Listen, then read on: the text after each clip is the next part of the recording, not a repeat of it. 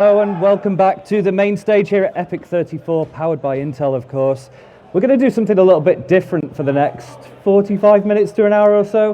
We're going to try and do a bit more of an educational piece. I know a lot of the content we have on here is pure gaming, but we're going to talk about building gaming communities, and something that's obviously of huge interest to people that attend the events. And to do that, I've got some help from people who know far more about this than I do. So we're just going to go across the line and everyone introduce themselves. So first up.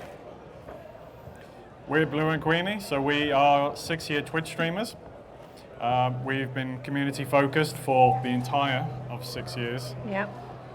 And I think we've been doing it pretty well. I'm Sam, or Hibbo. I work at NSE, National Student Esports. We operate the British University Esports Championship, so thousands of students are part of our community, take part in tournaments and community activity, and we support them along the way. Cool, yeah, and I'm Mark, part of the UK marketing team here at Intel. I look after our consumer client stuff, and a huge part of that is the gaming and esports side. Awesome. I think might need to go a little bit closer with the mics just for now. I think we're like this. Yeah, this we're bouncing off these a little bit, and okay, we'll get this close. We'll upset the audio people back there. So yeah, we picked some very different approaches to this panel. Obviously, Blue and Queenie here from a sort of streaming community, Sam from a university community, and Mark probably wondered why I dragged him into the panel, but obviously Intel are doing a lot to support different communities, and one of the reasons they're involved in EPIC.LAN, so I wanted to come at it from that angle as well.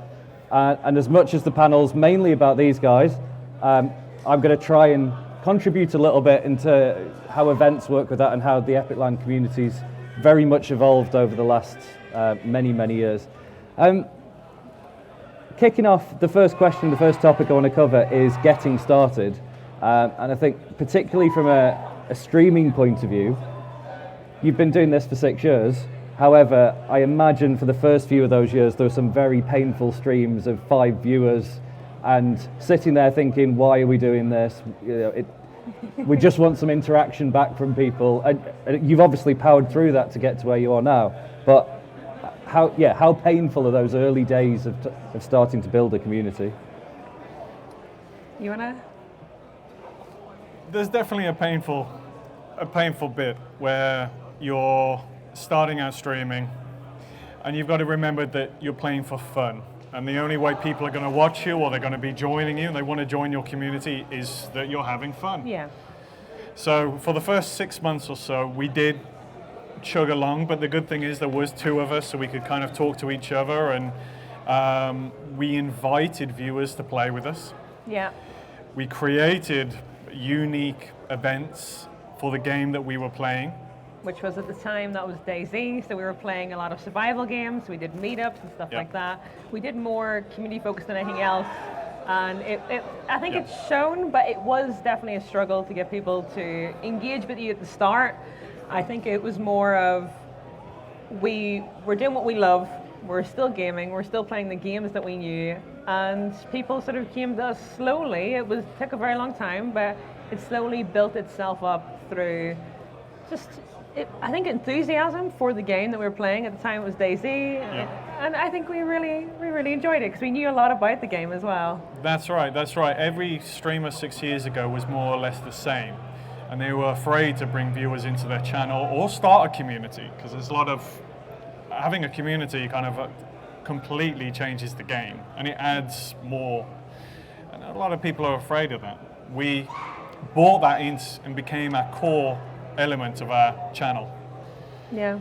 And inviting viewers on, especially for a hardcore survival game, was extremely dangerous, and sometimes ended in disaster. We got team killed a couple times, yeah. Yeah. But the payoff was worth it, and that's ultimately why we stream. And I guess at that point in time, you were just doing that for fun. There was no, 6 years ago, there was no, this is going to be our full-time job in the future.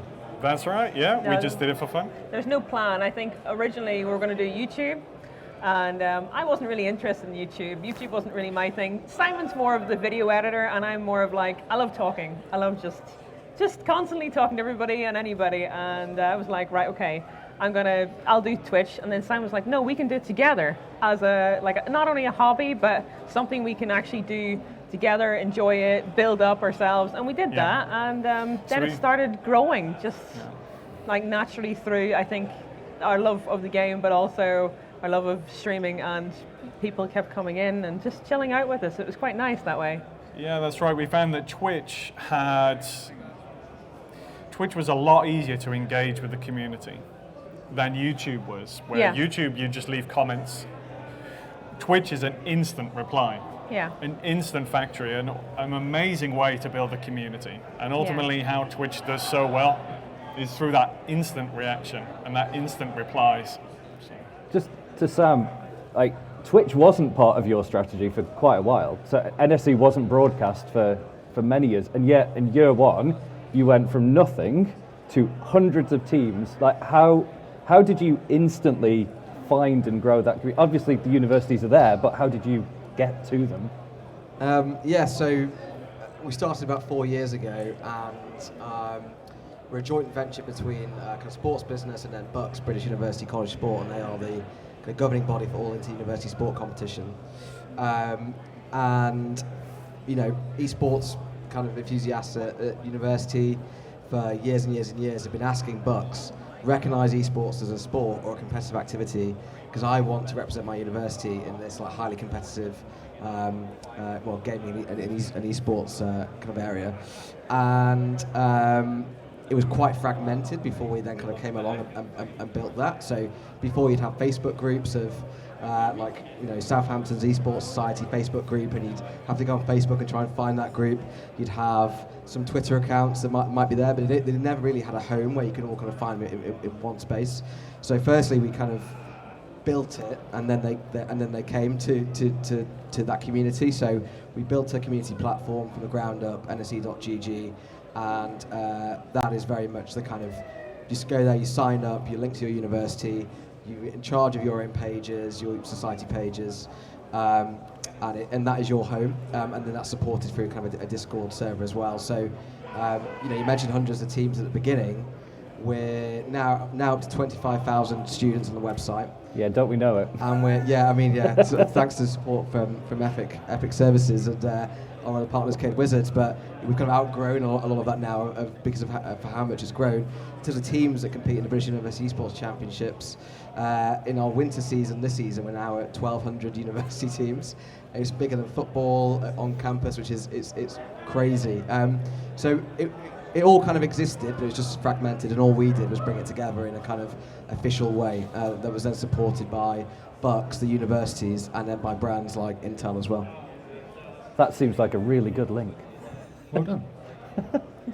I suppose Mark's angle with this one, you probably get bombarded a lot by growing communities, streamers, events, esports teams, because they all want that Intel association, and you can't support everybody. So what do you do? Like when some of the smaller communities come to you and say, right, how can we get involved? How can you guys support us? What is your approach from an Intel point of view? Yeah, I think we're quite fortunate that we do try to support as many as we can, and we have obviously got some long-term engagements with the likes of ESL, obviously the NSE in the UK, and obviously you guys this year. At a global level, if you look at a few different countries, again, they've got some long-term engagements very similar. So I would say we're in a fortunate position where we are supporting quite a few communities. In terms of like content creators and some of the teams and the organisations that reach out, yes, my Twitter DMs have been open for a few years, and I do get bombarded. I think the key thing is I listen, I look, and I've got this big thing, I don't look at numbers, to be honest, especially for content creators. There's this big thing about followers and views and all that kind of stuff. I'm not so concerned about that, it's about them individually. Do I think they could represent the brand? Do I think they could create some engaging content for us? Because obviously, we can help as well, right? We are a fairly large brand, so hopefully we can help push some of that stuff. But the other benefit we've got as well is working a lot with partners, so the likes of overclockers as well as other OEMs and stuff like that. So if there is an organisation or some content creators that I can't deal with directly, I do matchmaking. I try to open some doors for them, especially some of the smaller orgs and smaller guys, and see, is there someone like overclockers or a Dell or a HP, Lenovo that might be able to support. So it's really I don't close them down. You know, I listen to them, see what the opportunity is, and go from there. Really. I think I was quite surprised because you approached us from an EPIC.LAN point of view. Yeah. And I was quite surprised because we're quite humble is what we do. We know we're a small event, but from those early chats we had, you spotted what we were doing in particular during lockdown for communities. Like we couldn't run events, so we were putting on these constant activities. We were trying to put on these virtual events, and that seemed to be what appealed to you. Yeah, 100%. You know, one of our big things is about being present, being part of the community. You know, I want to say give back to a certain extent and support. And yeah, seeing what you guys did in 2020, you know, personally, I applaud you guys massively because, you know, bringing people together, you know, it's a tough time. People wanted to have a sense of community and stuff like that. So it was a no-brainer. Honestly, John, it was a no-brainer to sort of get involved with you guys for this year. I guess for you guys, like last year during lockdown, I know all the bad things that have happened during the past 12 months. It's been a rubbish time for people, but as a streaming community, that must have benefited you in terms of viewers. And like I noticed, you changed your schedule entirely to accommodate the fact that everyone's at home all day. Yeah, it definitely was. It was beneficial, but it was also one of these things where everybody was coming to us, and a lot of people were lost. Yeah. They were like, right, what do we do now that we are at a situation where we can't go into work? We got to stay at home. What do we do? But we're a bit stuck, and I think a lot of our community stuck together. They stayed, they checked up on each other, and it was really, really nice to see that. Some of them were like reaching out to us saying, UK, everything all right, you know, for each other, and I think it really brought a lot of people closer than anything else. I know it sounds quite, you know, it's a horrible year, but people were looking out for each other. Yeah. And it definitely boosted viewers and stuff like that, because more people were on Twitch, but also more people were streaming on Twitch. So it was like more people were streaming, but more people were viewing at the same time. It was quite interesting. It was definitely an interesting year for that. Like I think that now we've had to change our time because people are going back to work, and we had a lot of people come in and say, I'm back to work, I'm working till 5 now, I can't watch half of your stream. And I was like, do you know what, if that's the case, then I'm going to change time for you. It's no problem, you know, I'm working from home, you guys are going back to your offices, we'll change for you. So we changed it to, you know, later on. And I think that's the way to sort of be. You have to adapt as a streamer, especially with your time, and especially now that COVID is now becoming a bit more of more controlled. Hopefully. Hopefully. Cool. I want to talk about some specific tools and tips for growing communities. Obviously, might not want to give away all the secrets, but we know about Twitch. Let's park Twitch for a second. Everybody knows that's pretty important for to grow communities. But what would you each say is the best or the most important tool that you have to grow those communities and keep them together? Discord. Discord is an awesome community platform with the ability to make events, schedule and topics and VoIP channels and stage Q&As. There's a lot of tools within Discord that can really help content creators, communities stay together. Go on. 'Cause I'm going to do a counterpoint in a minute, just to be controversial for the sake of it. I was going to say, I want the clicks. I mean, yeah, it's struggling to find an answer other than Discord, but a lot of our communities in Discord, events for us, and I don't necessarily mean our events, I mean the society events. So we have 100 societies, esports and gaming societies at university that are part of NSC, and we support those guys with swag and event kits and things like that. So really they grow, the societies themselves grow our community. Whether it's freshers fairs, they go out there, they have their freshers stands and they recruit more people to their society, and then by doing that we then grow through that. So for us, university events and freshers fairs is great for kind of community and growing that, as well as Discord. Yeah, I think for us, you know, one of the big things, especially over the last couple of years, is kind of growing our own community and sort of engaging with them a little bit more. So from our side, it's looking at those tactics and those activities to engage with that community. So yeah, We are trying to grow our Discord channel, but primarily most of our community is on Twitter, Facebook, Instagram, those sort of channels. So for many years, I suppose I can say this, we put out content that probably wasn't the most engaging. It was quite Intel focused, Intel product focused. It was quite what we call salesy. Yeah. But definitely over the last, probably say 4 or 5 years, on both the local channels as well as kind of the main Intel gaming channel. Hopefully, if you guys follow that, you'll see much more content about games, funny enough, right? More content around tips and tricks, how to build, educational content, surprise and delight stuff, giveaways, swag giveaways. A lot of content from our partners as well. We're in a fortunate position, like I said earlier, that we work with many different partners as well as content creators and organisations. So, yeah, I think for us, we're just trying to share and create content that we think people engage with versus just the sales side. My Discord counterpoint, somebody who's a little bit, let's say a bit of a boomer. Discord for us has been both a blessing and a curse. So when we started, very much 2003, Discord definitely didn't exist. And things were focused around IRC in particular. IRC was probably the main chat tool back then. And it was a lot harder for people to create their own communities. This is the selfish way of thinking. So communities were less fragmented. So there were a smaller number of bigger communities. So back then I would say EPIC.LAN as it was had its own community based around the tools that we had. Discord has made it very, very easy for people to create their own, and things then splinter and fragment, which has been great, but what it meant for us is that we changed the approach with our events, and we started to see our events as being a collection of other people's communities rather than our own necessarily. So we try and pitch this as a place for all of those communities to come together and meet up. Like you guys all going to dinosaur restaurants with people that you haven't met before. There's 45 people over there from the Goose House who it's the first time loads of them have met each other. So Discord is great, and we use it a lot. We learned a lot about how to use it better last year as an online tool for our own events. But at the same time, it has forced us to rethink things a little bit. But it's still great. I'm not completely crapping on Discord. But talking events, obviously we're here at one.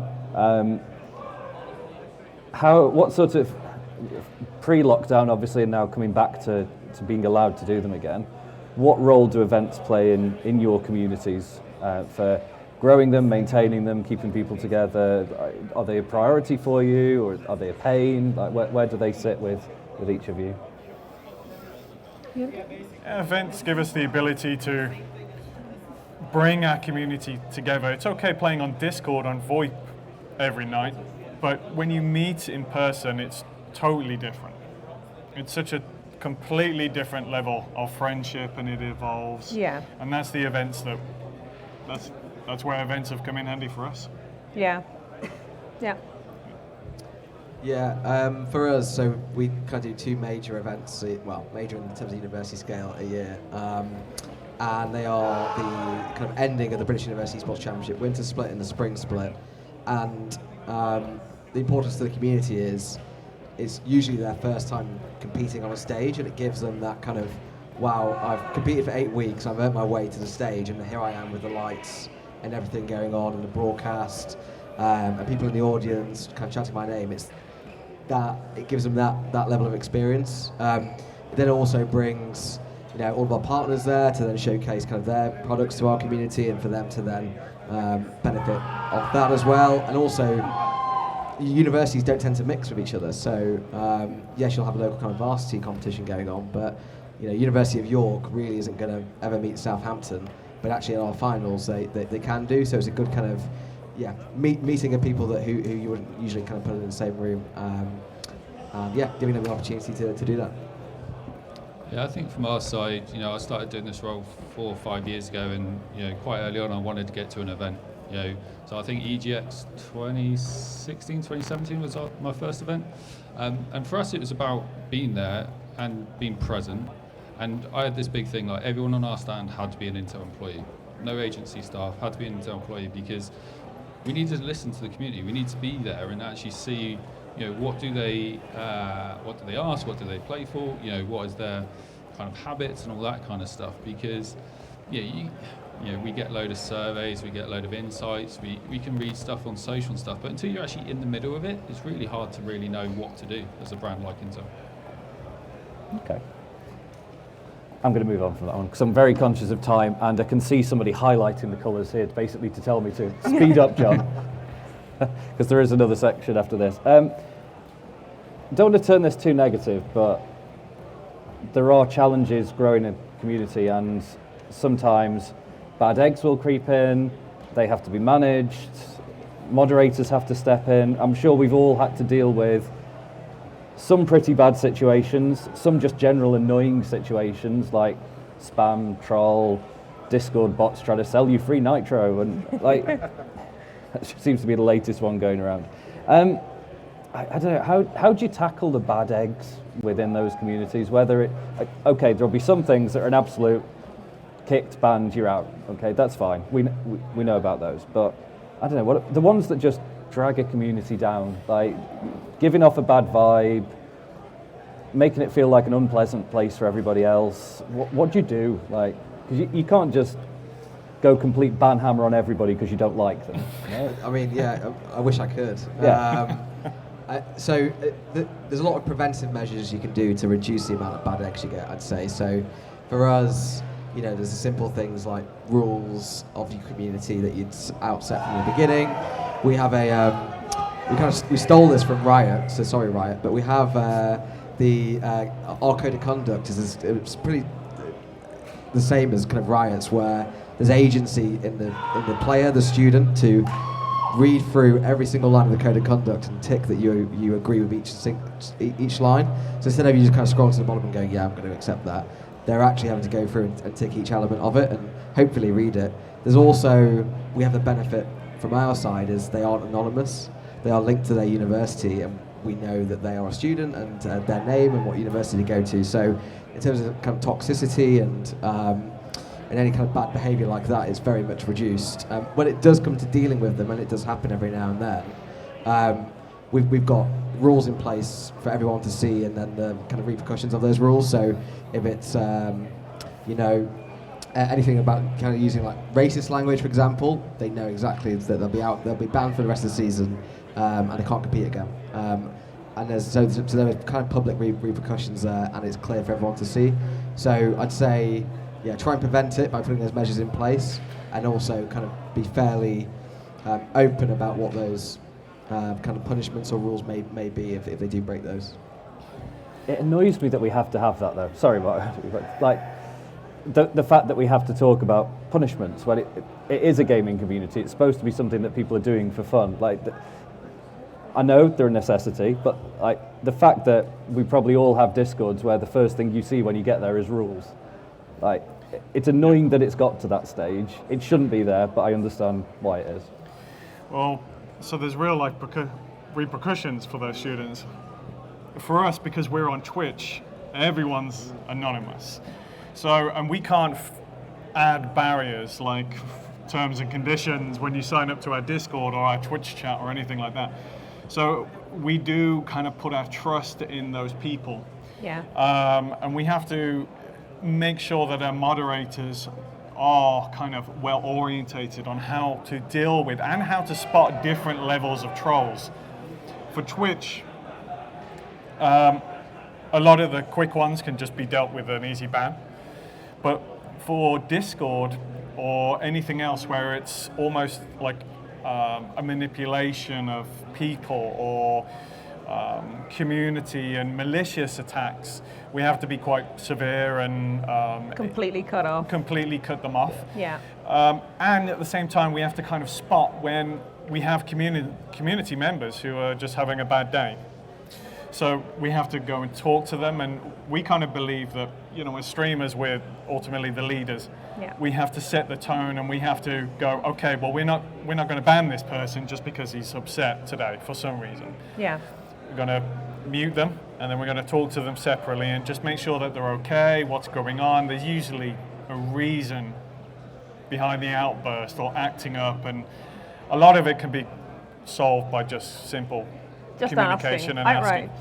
And the benefit of doing that is that when it happens again, what you'll find is you cultivate such a positive community where they all end up helping each other and managing each other's real life issues, and then ultimately having fun gaming.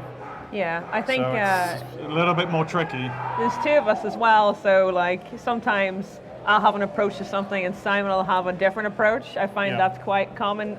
On occasions I'll just instantly be like, unfortunately 3 strikes and you're out system, but that doesn't always Yeah. work that way. It's depending on the person, definitely. That's right. You two can talk to people in a different way than the three of us can, in that we're all representing, Yeah. I think yours is a business, but we're all Yep. representing, basically I've seen how you talk to people, like particularly in Twitch chats, and Yes. you know where I'm going to go with this, but you can put people down, smack people down in a way that we probably wouldn't get away with in our roles, but it works. But just so you know, I also think I can get away with it a little bit more because of the Irish tone. I'm just saying. Just saying. I think that's why a little bit. That's right. That's right. Mark, what were you gonna? Yeah, I was going to say, yeah, we from our side, it's primarily on social, right, especially on Twitter, and that was probably quite an eye-opening for me coming into the role. Was I'd spend quite a lot of my day looking at comments on Twitter, YouTube comments, and all that kind of stuff, and it was quite disheartening now and again. Like you do a piece of work, you create a piece of content, you put together a campaign, you put some content out. Within half an hour, you're just getting a load of negative comments, and you're like, huh. And I, to be honest, I really struggled not to take that massively personally. You know, even though it's coming from the Intel channels, you know, that was my work, or I'm involved in that and stuff like that. So I've had to learn not to take it personally, not to read too much into it. And actually, from an Intel point of view, we've got a stance that we don't engage with any of the negativity massively, right? We will engage where it makes sense if there's a tech issue and stuff like that. But our key thing is sort of engaging with the positivity, the rewarding, or do surprise and delight the people that are engaging with you in a positive way. Give them some swag, give them some game keys and stuff like that. And just don't look at all the negative side, really, because there is, unfortunately, quite a lot of it out there. Is it called doom scrolling now, where you look at all the negative stuff? Yeah. And it is, our Discord channel is 24/7, and then we'll go through it and see messages every now and then, and it's like, this hasn't landed. Yeah, to your point, Mark, and it is difficult to not take it personally, but I guess we can try it. We can hide behind the company to a certain extent, but yeah, I would like to be able to, get a bit more, be able to say what actually, because at the end of the day, ultimately, you want society to be a better place. You want to have to, not have these rules, as you mentioned, John. And the only way to do that really is that level of engagement where you can kind of talk to them about why that isn't okay and things like that. But it's difficult. What I would say, just to add to that, I think over a period of time, we actually looked at the types of content that was going out and what was driving some of that more negative stuff versus the positive stuff. So you take that back into your strategy, your content creation and stuff like that to kind of create content that drives that more positive kind of engagement. And what we found was it's actually, again, less around the product, but more around what we're doing within the community, the events, the games, and all that kind of stuff seems to resonate much better. That doom scrolling point. So I used to be really bad after the events for going straight back to the hotel. Bearing in mind, we get out of here like 10, 11 o'clock at night after packing down, so we're already knackered. And then I used to sit there in the hotel bar reading the feedback, and the crew had to tell me to stop. Some of it's great, but you don't read the great comments. It's always the ones that, it's always the negatives. When you've just put so much effort into something, why do we bother? It is that balance, I guess, with knowing when to ignore something and then when to engage. I don't think we've got that right yet. Like we're still, I still take things too personally. It's my own brand. I feel very protective over it, and sometimes I can't help. And the rest of the crew are the same. Like everyone's really passionate about it, and they want to argue and correct people, and especially if it's factually incorrect. But maybe sometimes we should just step back and go, actually, do we need to respond to that, or are we just going to get ourselves wound up? You've got to have iron skin. Yeah, you'd think I'd have that by now. But memes. This could be a dangerous topic, but I think memes are like absolutely critical, like from a content point of view, knowing when to use them, how to use them, but then they can get out of hand. Like, where do you draw the line? Like with something that starts off really funny, and everyone, it keeps coming up in conversation. Everyone has a laugh about it, but actually, there's a point where that meme might start to get offensive or irritating, or some people may not appreciate it, or it's an in-joke that may then push other people out of the community because they don't understand that. Like, where do you draw the line with something like that? Like, do you stop it? I don't know. We kind of take an all or nothing approach, so we tend to engage with most of the memes. Yeah. When they become a bit too much, we'll simply just start ignoring them. Yeah, for example, they photoshopped my face onto everything. Like, I'm photoshopped on a God of War, and it's like this just muscly guy on my face, and I'm like, okay. So. Yeah, well, that's it. A lot of it, the time you just have to laugh it off and make it part of the content that we're creating, and then when it gets a bit too much, then we move on to a different meme, a new meme, and just keep reversing. I think if there's any issue with any type of meme or anything like that, generally the best practice is just say outright, I don't like it. Like, if I don't like that meme, I'll be like, guys, I don't want that photoshopped again. Chances are they'll do it again. but we'll keep it quiet. But we'll keep it quiet. I won't even mention it. So I'll just, at that point, I will ignore rather than bring it attention, because if you bring it attention, then they'll do it more and more and more, and they'll do it to get a reaction. So if something gets a reaction, then they'll do it more often. So memes that are bad, ignore. If it's on Discord or something like that, don't like it, just delete it, simple as it gets. But it's more of a, memes you can't avoid, especially gaming. And I don't really see too many bad memes like ever, especially on Twitch. It's just not that common to see them being aggressive. Yeah. But I can see it being an issue for maybe companies or brands where they see something they're like, I don't want that in my Discord because it could destroy my brand. But Twitch is more of everything's a joke. It's supposed to have fun and engaging. So normally they aren't that bad. Like, I haven't seen anything bad. So yeah, I would say it's more of a company issue rather than a streamer issue. Yeah, that's right. Because we're live and everything's real time. I am impressed you managed to update your green screen to look like you're at EPIC.LAN as well. That was sorry. Anything to add on memes? You can't. We went through a stage of when we first got our Discord going where you just have hundreds and hundreds of students posting GIFs, memes, etc. And we then tried to implement stuff like no GIFs being posted, and we disable GIFs, and then we looked at slow mode, and all we were doing was kind of making it worse. So we had to completely open it up, and where that line is, I think, is again, it goes back to that rule set of, does it break any of the rules? If it does, get rid of it. I just feel sorry for our community manager Becky, because when it's GIFs and they get spammed, she'll have to sit through all of them and check all the GIFs, all the memes. Keep up to date on what that means as well, what the memes mean. So because every now and then there'll be one that might slip through, and it's like, okay, we had no context to that, but actually with the context, that's really bad. We're going to get rid of it. So it's an exhaustive process, but it is just part of gaming and communities now. I would echo that.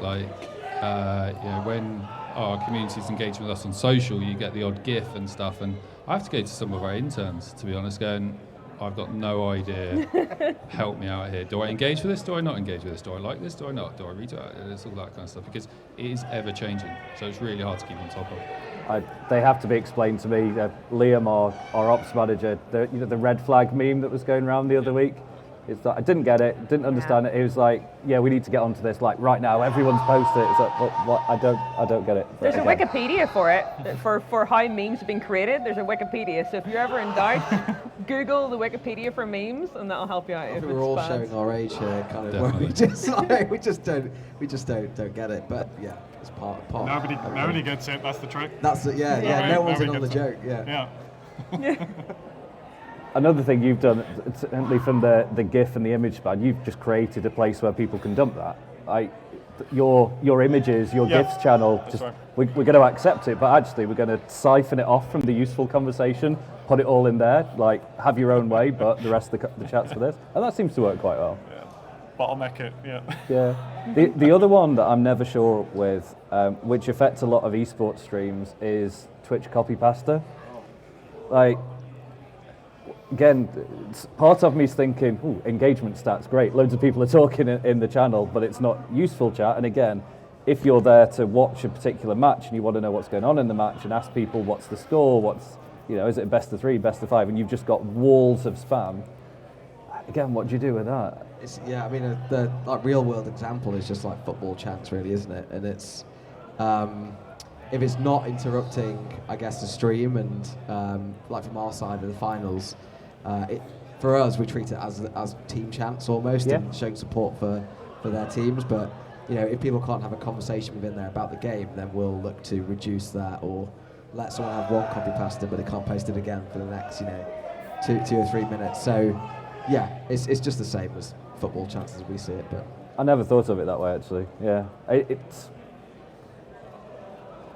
I don't know. I had a thought and it just disappeared. But yeah, okay. I'm going to move on to the last topic because I'm conscious of time. Well, we're pretty much on time, but don't want to run over too much. And I wanted to talk about diversity in gaming communities and creating spaces that are open and welcoming to everybody. But I think we'd probably all recognise that gaming in particular, and probably esports, isn't there yet. How do you create those spaces so that everybody feels welcome, like wherever they're from, whatever that person's personality is? Like, how do you set the tone so that people just feel welcome, whoever they are? So there's a huge question that we probably can't answer in 5 minutes, but some initial thoughts on that. I think to remind people, especially gaming-wise and Twitch-wise, that everybody's culture is different and that you're inviting people into your space, but just remember that somebody might take this offense, something like that, but just explain what you mean. And I think that's very important for someone like me, where I'm Northern Irish, and some people come in and ask me where I'm from, and they'll be like, "Oh, you're from Ireland." They don't even know that Northern Ireland exists, especially US-based. And I'll explain it, and some people may take that, offensive or something like that. It happens, and we find that that's sort of like a culture thing. So I'll explain it to people from all around the world, and they'll explain a bit about their culture. And it's more about respect than anything else. I definitely think that you just give someone respect, try and learn about their culture, and they appreciate it a lot more. I think it's all about the community that you've created, and keeping that positive, positive environments for people where they can talk and they can share, without being really hard on the ban hammer or, and if the community you've created isn't diverse, then you have to look at why. Why are we not getting this? Twitch is actually doing a great job in kind of bringing diversity onto the platform, so that kind of helps us a lot to grow in that manner. What the people on stream probably can't hear, by the way, is the CS tournament's getting a little bit aggressive just over there. So you probably won't be able to pick that up, but all we can hear is like, no, I'm not going to repeat what we can hear, but I mean, so diversity is it's such a broad thing as well, isn't it? Because there's like racial diversity and then gender diversity. For us, we're kind of tackling each issue at a time and not overwhelming ourselves. And the main one we're looking at this year is gender diversity and how do we improve that. We're at 90% male, 10% female in terms of student players within British University Esports Championship. Yes, there's a wider society problem there, but we have our role to play in it. So we're doing things this year like creating focus groups for women and non-binary students, let them tell us how we should tackle the problem, give them the voice in it. Because me as a white bearded man, I'm not going to sit there and say this is what we need to do to get more women into the community. So really giving the voice to the kind of sections in the community that are diverse and might be minorities, and bring them along with you on how you tackle it as well. Yeah, I think from our side, diversity within Intel is just a huge topic anyway. We've got some RISE goals, so from a workforce point of view, we're trying to get a more diverse workforce, but not just inside Intel. We want to be advocating that across the technology sector, and obviously that waterfalls down into the stuff that we're doing locally as well from an end consumer perspective in terms of stuff like that. So, we. From an esports perspective, Intel's worked with organisations like AnyKey alongside ESL, making sure there's opportunities for other audiences to compete and have their own tournaments and stuff. But it's working with the likes of NSE, working with other organisations, partners, and making sure there is just generally opportunities, right? And the other thing is, I think if I'm right in saying, we've just done a study with Nuzu, right? Trying to figure out, back to similar to what Sam was saying, like trying to find out stuff, right? Get a bit more insight in, what do we need to go and do as an organisation and stuff like that. I'm still distracted by that. I can't help but listen to what they're saying. I don't know. Again, we're slightly worse than yours in terms of I think we're something like 92% male, 7% female at the events when we last measured. Visually, like we can see that the balance is improving, and again, from talking to people who what we think we've created is an event where people feel safe and comfortable and accepted. But I know we've got to do better. Like, how do we make this this event feel more welcoming to everybody who wants to attend? Because the content we'll put out, the images everybody sees about the event, they're going to make an instant assumption based on the existing audience. So it is a tough one, and I guess gaming as a whole has got a long way to go. I think even across titles like Counter-Strike, the balance in CS is awful because old game, traditional community that's come through. That community's then moved on to Valorant, although Valorant's trying quite actively to tackle that. Overwatch was doing really well. Overwatch had a really good balance, but then Overwatch itself was a really hard game to tackle as a community. But it's a good point. The publishers have a role to play in it. And yes. They need to get better at the tools that they use to make sure that their spaces are safe, because there's only so much that we can all do, but actually, ultimately, if they're interacting with the game on a daily basis and they're getting toxicity thrown at them and things like that, then they're not going to join the extended communities beyond that. So publishers are getting slightly better at it, and there are things coming to reduce that and identify it and cut it off. But all need to be kind of in it together, and they have a role to play as well. Cool. We're done. That serious bit done. Closing thoughts, just out of interest to me. What's it like to be back at an event? I'll be honest, I got a bit giddy when I walked through the door. I was like, to be fair, I've been home-based for, nearly 2 years now in terms of working from home. This is my first event back. And I was a little bit giddy. I was like, oh my God, I'm back at an event. And even on the drive up here, I was like, this is going to be good. I'm excited. Awesome. Awesome to be back at the event, back stages. Everyone's here with their PCs, like everyone's playing games, enjoying it. Just amazing to be back at events again. Hopefully I don't go too crazy tonight at the pub quiz, so try and restrain myself. But it's I won't. No, it's awesome to be back at events. So thanks, John, for taking the leap and putting a physical event on. Not your first one back, but in general, being back at events. Yeah, so this month we've attended EGX and EPIC.LAN, and before that...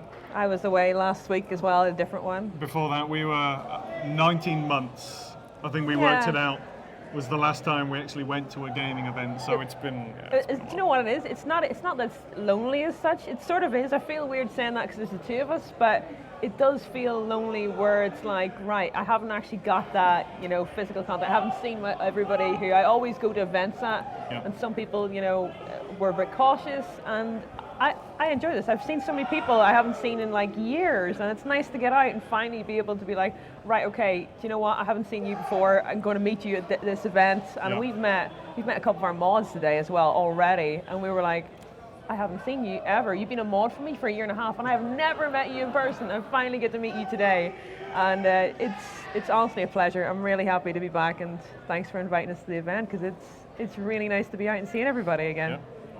really Got- nice. Got the same with the crew. 'Cause like we said, we shifted to online events for the last 18 months, and there's people like just been talking to us. So I've known them forever, but I've never met them in person. Like one of the Jake, who's producing the CS stream, who we work with on your events, producing. Yeah, no, so we Jake. did what, 2 or 3 of your finals events remote. I've never met him. I like saw him at face to face. It's like I've never actually fist bumped or shook hands with you, and like it's very weird. But yeah, that walking around giddy feeling, I had that last night, and it wasn't just because of the few glasses of Jameson's I had. It was weird. It was walking around. Everything felt right, and that the event looks how it did before, and logistically everything's all good. But there's still a little bit that just felt wrong as well. Like, should we be here? COVID's not gone away, obviously, and we're trying to be really careful about that. But yeah, it was a weird mix of feels so wrong but feels so right at the same time. Gonna let you do a quick shout out. Pimp whatever you want. Channels, Discords. Who wants to go first? Intel UK was probably the easiest one to go. NSC.gg or NSC_GG on Twitter. Give us a follow on Twitch, Blue and Queenie. Coming soon, I think possibly can mention this. One of the reasons for making this panel happen, Mark, Sam, myself and ESL are hopefully launching a content series over the next couple of months, looking specifically at gaming communities, how they can progress through university esports, through community events, into the world stage potentially, but also the casual side of that as well, which we're certainly keen to represent. So hopefully by first or second week of December, we'll have those first few pieces of that content series out as well. So look out for those at hopefully NSE's finals later in the year. Fingers crossed. Fingers crossed. Thank you for watching, everyone. Cheers. I think I've just caught them off guard as well. I did, yes.